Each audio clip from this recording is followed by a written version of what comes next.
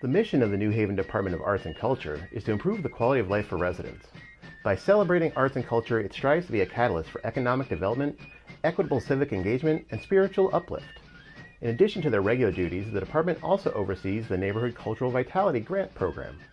The program grew out of a desire to support projects that celebrate, recognize, and bring together the city's diverse neighborhood cultures. Here today to speak with us about these topics and more are Adriane Jefferson and Kim Futrell of the City of New Haven. The Municipal Voice is a Connecticut Conference of Municipalities podcast in collaboration with WNHH LP 103.5 FM. I'm your host, Matt Ford. As always, be sure to give us a like and let us know what you're thinking in the comments. CCM's Municipal Voice podcast continues to present a key forum on important state-local issues. The views expressed do not necessarily reflect the consensus views of CCM or member municipal leaders.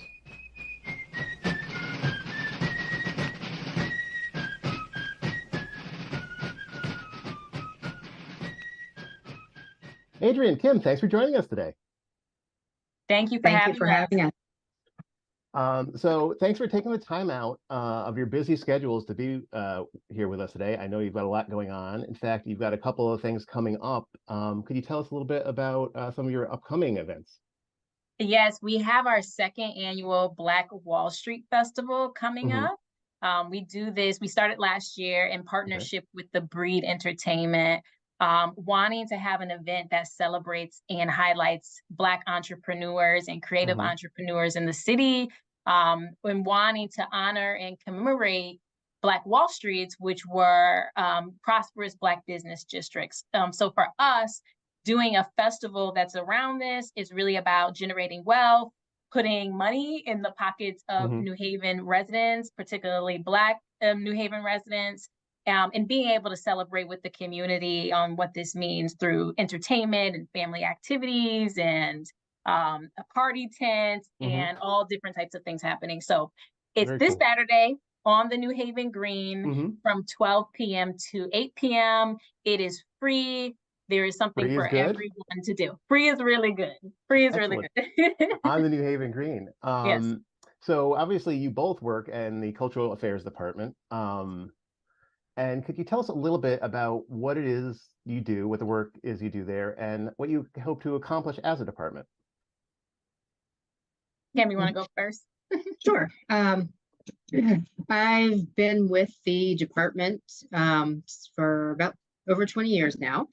And a lot of what I do is not only help manage the Neighborhood Cultural Vitality Grant Program, but is help with public events such as the annual tree lighting that's on the Lower Green in November, December, help out with public art projects. The city is actually the steward of the Percent for Art program in New Haven. So overseeing that as well as other public projects, art projects that come up.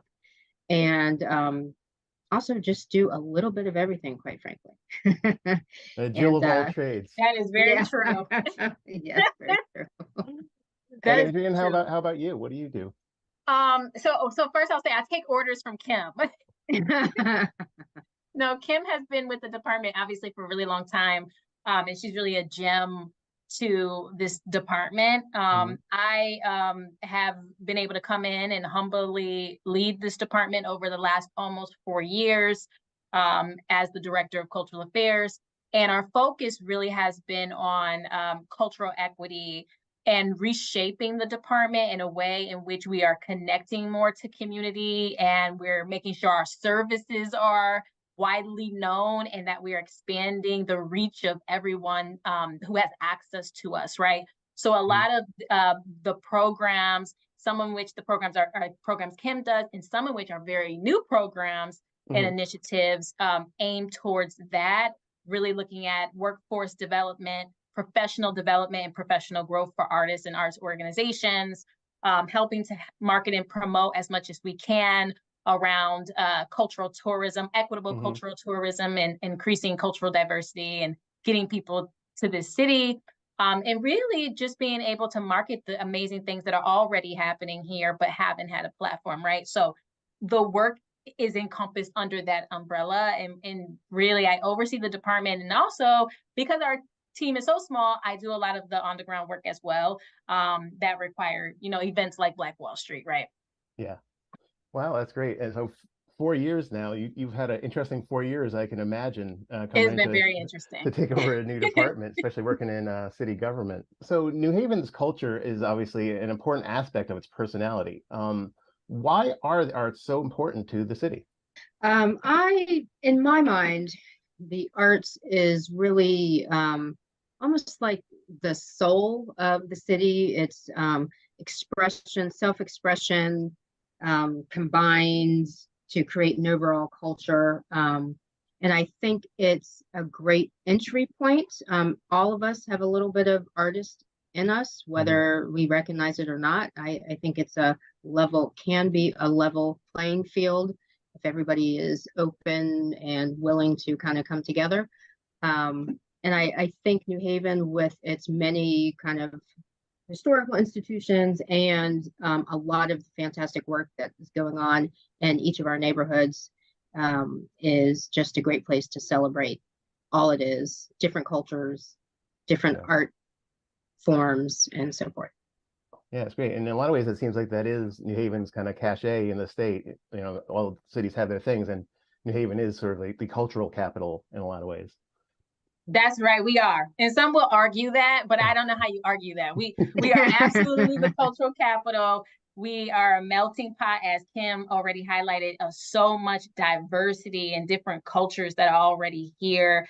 I mean, there's just some of everything. And I think a part of our job is really to promote that and to give a platform for that, and give a platform for artists who typically may not have had a platform in the past. Because we are the cultural capital, I feel like we have the obligation to set that tone for the rest of the state. You said that it's important that the programs tie into the city's cultural equity plan.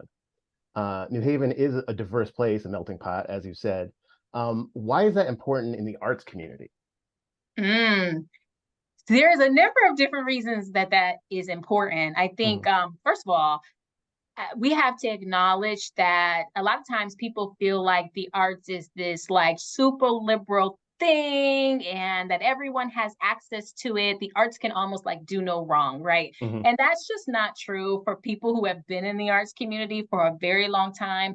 There are a number of different inequities that exist that prevent people from being able to have access to the arts, whether they're participating, whether they are actively involved as an administrator or as an artist.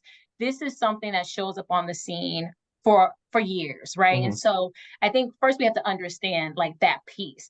I believe that if the arts can get it right, they can have a seat at the table around issues of social justice, around issues of health equity and transportation and things that make people's lives thrive. And so the arts is no different to me than those type of things. And so that's why I believe it's really important for the arts to be able to reach everyone. One way that the arts can reach everyone, obviously, and one reason we wanted to talk to you today was the Neighborhood Cultural Vitality Grant Program that you oversee. It's a longstanding kind of supporter of the arts in New Haven. It's been around since 2000, I believe, when it was known as the Mayor's Community Art Grant. And according to the Arts Council, it's given out anywhere between 25,000 and 187,000 to organizations and individual artists over the years. Can you tell us a bit about the program and how it's grown over the years? The Neighborhood Cultural Vitality Grant Program, as you mentioned, has been around for several years, and throughout the years, mostly depending on the amount of funding available, we've been able to give out, a range of grants to our local arts organizations and individual artists. And one thing that's unique about our program is you do not have to be not a formal nonprofit. In other words, community groups or a group of individuals or an individual artist can apply to our program to do to get support for their either existing program or to try out a new program idea that they've had. We have different entry points, so to speak. So if someone has an idea, but they haven't had a chance to really fully flesh it out. There's an entry point for them as well to come in and have an opportunity to see if they can push their idea or event to the next level. We also have space for more of your long-standing organizations or events, let's say the International Festival or a jazz festival or something like that.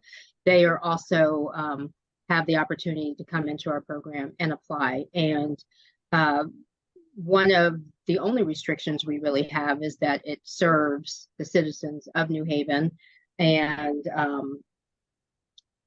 you can be doing work within the city, but you don't necessarily have to be a resident as long as it's benefiting the residents of the city. Great. You mentioned that it kind of varies year to year depending on funding. Where does the funding for the program come from? The funding for the program historically has come out of the allotment from the department that we received from the Board of Alders. So it's part of the budget year to year. Yes. It can change. Okay. So the recipients can range from, obvious big ones like you said, Arts and Ideas, Eli Contemporary Center, Elm Shakespeare, things like that, and all the way down to an individual artist. How do they apply and how do they get chosen? How can certain projects stand out? We have a application process typically every year, with the exception of during COVID. There was a little bit of a delay, but it varies. This year, it will likely, opportunities will come up again later this fall. And what we tend to do is we will offer a little bit of grant writing training on the front end. We have an online application system now, so individuals can go online and register through our online portal. And each application, once it's submitted by the deadline, is reviewed by a panel of peers, which includes, can include members of our Cultural Affairs Commission, as well as other local artists or individuals interested in the arts, and they will review each application. And then we have a panel meeting in which each application is discussed. Very cool. And you mentioned that you kind of help with the grant writing. There's some ahead of time. Is that kind of part of some of the equity efforts to make sure that everyone has equal access to even apply for the grants? I would say so, definitely. We've also noticed or noted over the years that there tends to be the more established organizations who have the ability to have development directors and, professional grants writers. There's definitely tends to be an inequity between how those applications are prepared. So we offer free grant training, and last year we offered, it was online and it's still available for people to take a look at. And basically, this particular program leads you from your initial idea all the way up to writing the full grant.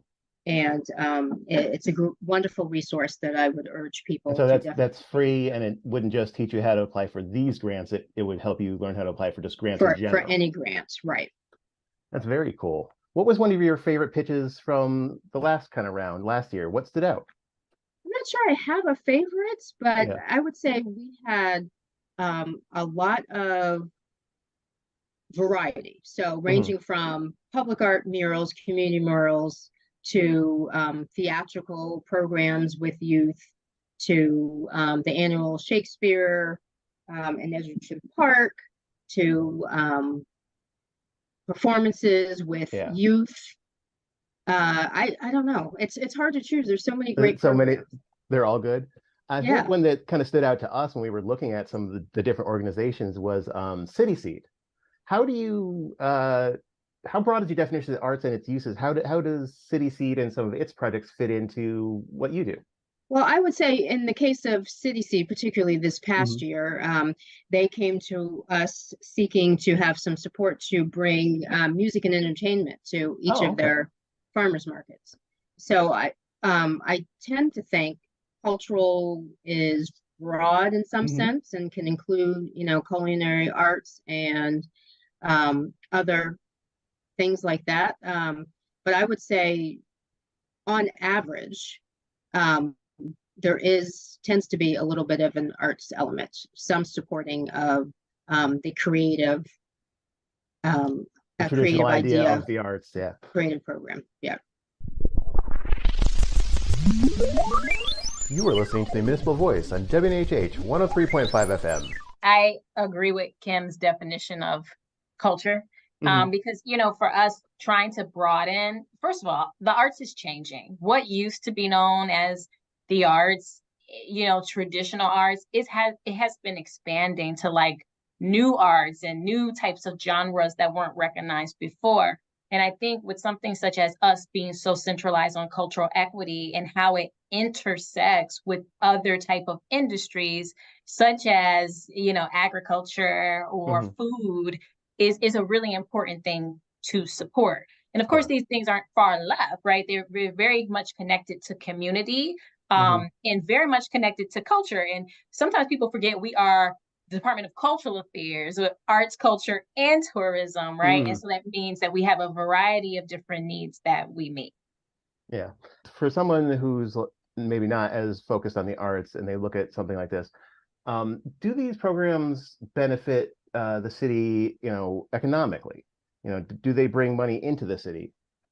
1000%. So we have, matter of fact, and I don't know that all of these have been funded necessarily through the Neighborhood Vitality Grant Program just yet, although Kim has made immense efforts to get new people applying. And I think last year, and Kim, you can correct me if I'm wrong, but I believe there was definitely an uptick in how many people who were new that applied compared to ever before, right? Yeah. So with that said, there are other people outside of this grant program who we are supporting through ARPA funds and through other means who are doing a lot of events that are drawing people to the city, right? So we have the Puerto Rican Festival that just happened that we supported. We have, of course, Black Wall Street Festival that is ours, but also is done through our partners. We have the Wind Down CT that's doing like SIP cinemas and bringing people from all over the state and outside of the state here, right? And what's so interesting about that is this is like, it's tourism. It increases foot traffic. People come here, they eat in our restaurants, they're sleeping in our hotels, right? Yeah. And what's interesting about it though, is that it's an audience that is diverse. So this is why we call it equitable cultural tourism, meaning that you're not losing money because you're being diverse. You're actually increasing money because you're being diverse. But yeah, absolutely. Yeah. And I think we've heard in the last few years about people, increasingly working from home. And so bigger cities, I think more so, are ending up with these empty office spaces, and they're increasingly turning to culture and the arts as draws to get people to come into the city centers. It's really interesting stuff. And I think we see what happens when you don't have art, when you don't have culture. We've seen that during the pandemic when everything, just kind of shut down, right? Yeah. And so I think people are eager to get out. They're eager to be back around into things that are a little bit more normal. Yeah. Kim, Adriane mentioned the uptick and that you got over 60 applicants, I believe, for, a limited pool of money. Is it hard to say no to some of these? I would say definitely. Yeah. It's always a challenge. I mean, I think we see so many good ideas and things that you want to support, but, due to the amount of funding that we have available, just not able to financially support everyone at that time, especially through our Neighborhood Cultural Vitality Grants Program. And do you envision a time in the future when all of those could be fully funded, or is that always going to be kind of the struggle, is deciding how to split up what there is? In a world where we could get our wish, we would definitely be able to fund everything. I think there will potentially always be the challenge of funding great ideas at the levels in which they would like to receive funding. But just based on what we have available, that's just not always possible for us. And it would be fantastic if, at some point as a city, we would be able to increase the amount that we were able to distribute and potentially have additional partners and not only, fund the grants program, but many other initiatives that, we would love to see happen. Yeah. Adriane, how important are partners to a lot of these programs? Oh, extremely important. I don't think we would be able to do half the things that we do without partnerships, Hmm. because as Kim alluded to, our allocation is actually pretty small, Hmm. for it to be a city department. And actually majority of our budget, or a good amount, goes to the Neighborhood Vitality Grant Program. Hmm. It is one of our pillar programs that we do each year. And so, in order for us to be able to scale and offer more services, such as the grant writing program that Kim has now attached to her Neighborhood Vitality Grant Program, we have to do it in partnership with Hmm. organizations, entities, businesses, and individuals to get it done. And also to like spread the word, Yeah. like to get the information out there. So we tend to partner with a lot of local influencers to spread the information into the neighborhoods in which this program is designed for in the first place. Great. What do you think about the future of the arts in New Haven? Is there room for growth? There's always room for growth. I think there's, I would say, previous generations are starting to, move on and take up other spaces.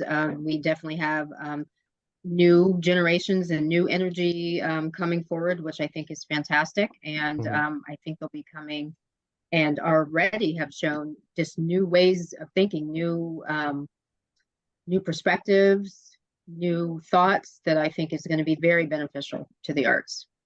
So you're optimistic about the future. Oh, definitely. Adriane, are Definitely. you feeling Yeah. optimistic about the future of the arts in New Haven? Yeah. Oh, yeah, I am. And I agree with Kim. I actually think she was spot on. I couldn't have said it better. I think just to build on that, what we would like to see is that being sustained. Like as transformation is happening, as change is happening, we want it to be embraced, and we want it to be embraced by the patrons, by people who are the stakeholders. We want it to be, understood. We want people to feel like we're calling them into the work, calling them into this new transformation of arts and this change Hmm. that's happening.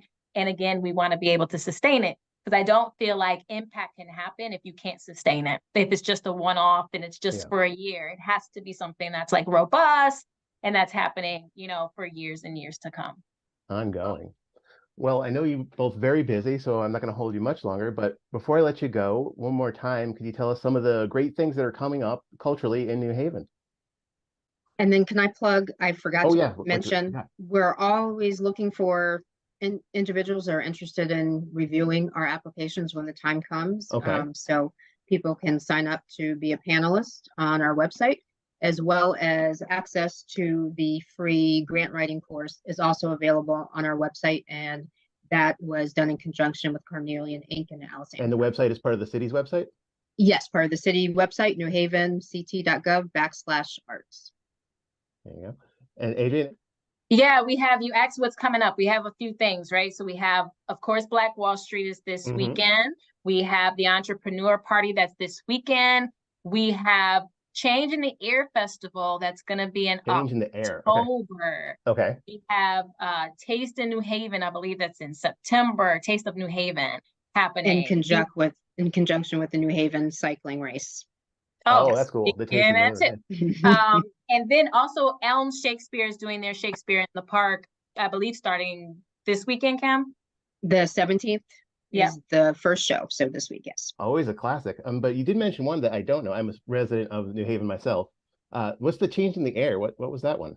Oh, so Change in the Air Festival is being ran by Jamal. His last name is escaping me, but he started a festival 2 years ago in order to be able to bring awareness to the brewery industry for Oh. Black and Brown business owners or entrepreneurs who want to get into that field.